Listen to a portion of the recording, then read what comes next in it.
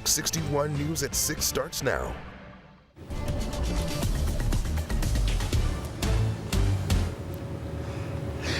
The winter weather trudges on, or maybe we're just trudging through it, but we are tracking some possible snow and wintry mix tonight. And while it won't be anything too crazy, something like this will very likely impact your morning commute. And that's why we are in a weather impact alert.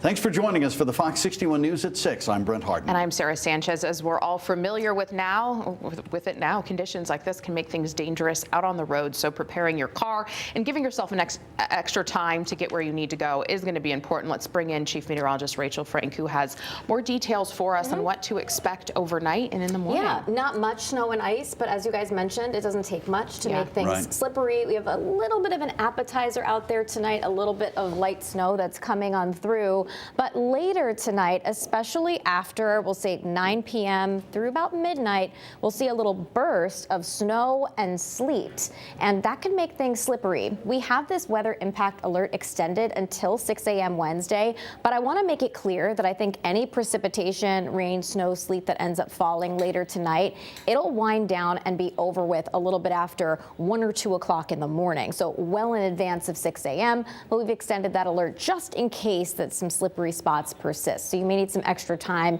later tonight, especially throw down some salt and sand if you still have it. It's hard to get these days. Here's a look at one little snow shower exiting eastern Connecticut right now. We have another snow shower coming through Canton and New Hartford, but the main event is really the snow that you see here back through Albany. That's dropping down from Buffalo, and that will fill in again later tonight. We're only expecting a coating of snow for most of the state, but 1 to as much as 2 inches is possible along the immediate Massachusetts border and also northeastern Connecticut, with no accumulation likely along the shoreline, but still slippery spots possible. We also wanted to give you a heads up that the state has extended the cold weather protocol until the 15th. You can dial 211 for more information on warming centers, and we'll talk about warmer weather in the forecast coming up.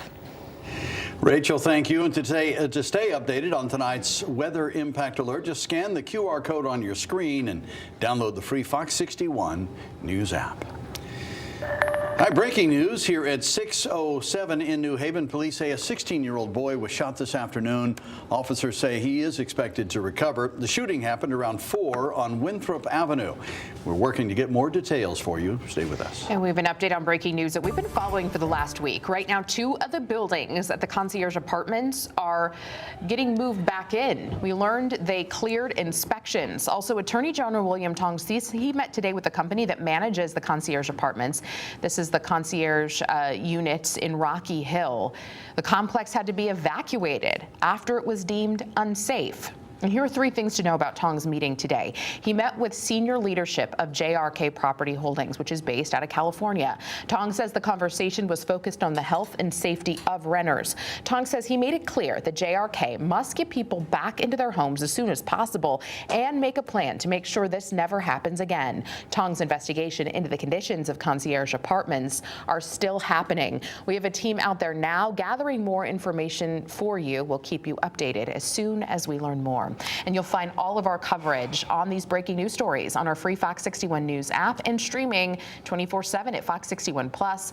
Use the QR code there on your screen and download the Fox 61 News app and get Fox 61 News 24/7. The arrest of a Darien High School math teacher for inappropriate conduct with a student has raised questions about Connecticut law when it comes to the hiring process and background checks. The accused teacher taught at 2 other Connecticut schools prior to Darien and had misconduct allegations there as well. Fox 61's Jamel Johnson looked for answers today from lawmakers. Before Sean Boardman was a math teacher at Darien High School, he taught right behind me at Nathan Hale Ray High School in East Haddam, where he was accused of similar misconduct. The paper trail has raised questions about how he was able to still get hired. According to Boardman's arrest warrant, he taught at Nathan Hale Ray High School for 8 years and was involved as a coach in several sports. It wasn't until 2019 when the principal here claimed he was found inside a classroom with the student with the door locked and the lights off. The principal said both Boardman and the student were clothed but were sweating. He later was hired at Bunnell High School in Stratford. Here he was accused of inappropriate comments towards players, giving shoulder massages, and changing his shirt in view of students. State Senator Douglas McCrory believes that regardless of the allegations being true or false, the situation should have been pursued further. Parents do not send their kids to school to be harassed by adults.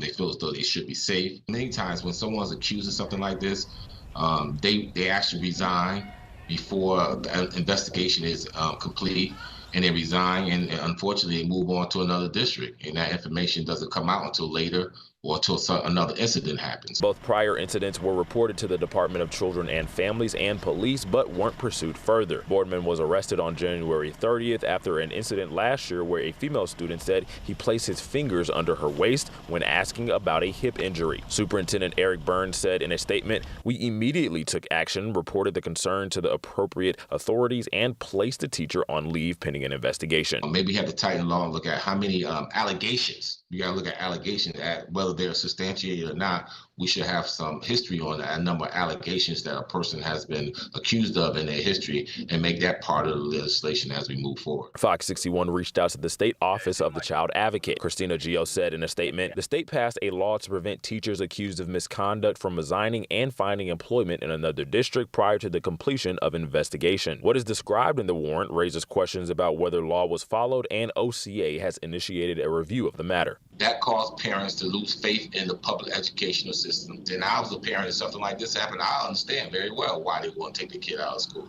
And parents have a right to be alarmed. Now, Nathan Hale Ray High School also sent us a statement saying, quote, "There is no evidence to suggest the school did not provide information to Boardman's subsequent school districts, but based on their recent review, they believe certain aspects of the matter could have been handled differently." In East Haddam, Jamel Johnson, Fox 61.